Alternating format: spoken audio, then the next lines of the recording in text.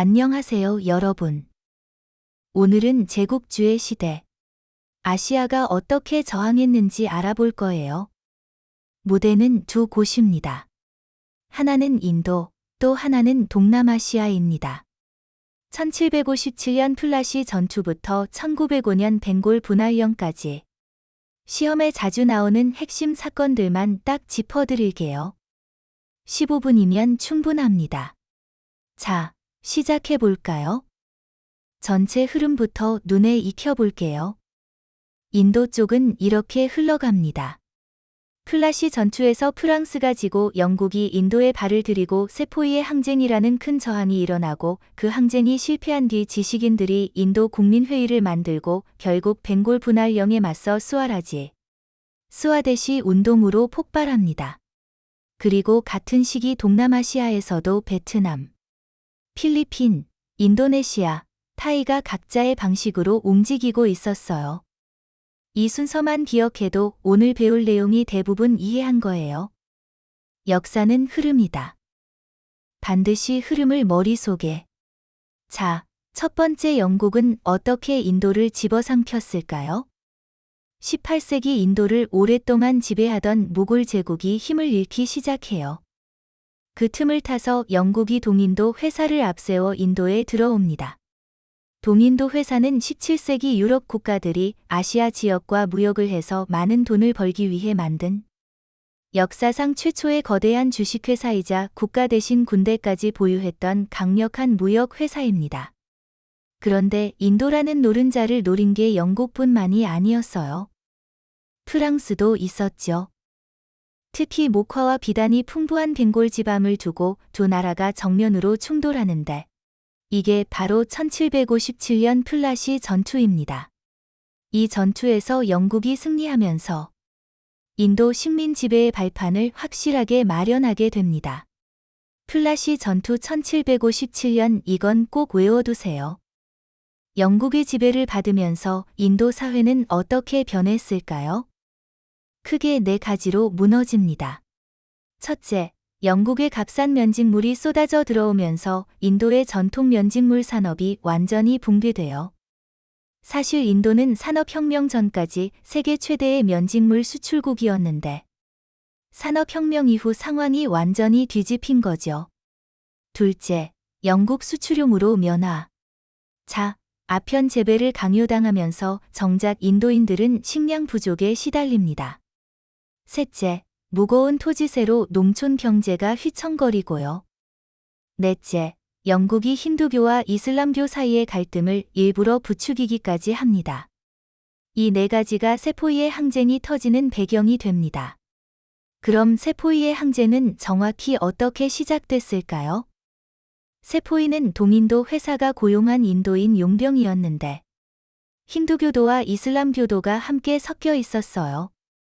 그런데 이들에게 지급된 탄약 주머니에 소기름과 돼지기름이 발려있다는 소문이 퍼집니다. 소를 신성하게 여기는 힌두교도에게도, 돼지를 부정하다고 여기는 이슬람교도에게도, 이건 그냥 소문이 아니라 자기 신앙에 대한 정면 모욕이었어요. 이 사건이 방아쇠가 되어서 오랫동안 쌓여있던 불만이 한꺼번에 폭발합니다. 시험에서 자주 나오는 포인트. 탄약 사건은 직접적 계기 있고 진짜 근본 원인은 영국의 식민 지배 그 자체라는 거 꼭 구분해서 기억하세요. 이렇게 시작된 세포이의 항쟁. 전개와 결과를 정리해 볼게요. 처음엔 세포이들의 무장봉기로 시작했지만 점점 다양한 계층의 인도인들이 가담하면서 전국적인 민족 운동으로 커집니다. 하지만 내부 분열과 영국군의 강력한 진압으로 결국 실패로 끝나요. 그 결과로 무굴 제국의 황제가 폐위되고 동인도 회사는 아예 해체됩니다. 그리고 1877년 영국령 인도 제국이 수립되면서 이제 영국 왕이 인도를 직접 통치하게 돼요. 항쟁은 실패했지만 인도 최초의 대규모 민족 저항이었다는 역사적 의미는 아주 큽니다. 하지만 무굴 제국이 무너지면서 영국의 기촌 통치 방식이 동인도 회사를 통한 간접 지배였다면 이제는 완전 식민지로 되어버렸다. 이 말이 빈이다. 요나짱 듣고 있지? 특히 홍성표 열심히 들어. 세포이의 항쟁 이후 영국의 지배는 오히려 더 강해졌어요. 그런데 그 사이 서양식 교육을 받은 인도 지식인 계층이 성장하기 시작합니다. 그리고 1885년 지식인들과 종교 지도자들이 모여 인도 국민회의를 만듭니다. 재밌는 건 이 단체가 처음엔 영국의 지원을 받아 만들어졌다는 거예요. 즉 친영파로 이루어졌다고 보면 돼요. 영국 입장에서는 인도인들의 불만을 적당히 잠재우려는 의도였죠. 그런데 시간이 지나면서 이 단체는 점점 인도인의 이익을 대변하는 강력한 반영 저항 단체로 변해갑니다. 영국 지원받아 시작했지만 결국 저항 단체로 변모했다. 이 흐름. 시험에 정말 잘 나옵니다. 다시 한번 친영파였다가 영국이 점점 선을 넘어가면서 반영파로 바뀌게 되었다. 이 말입니다. 그럼 영국이 무슨 선을 넘겼는지 알아봅시다. 자, 여기서 오늘의 하이라이트. 바로 벵골 분할령입니다.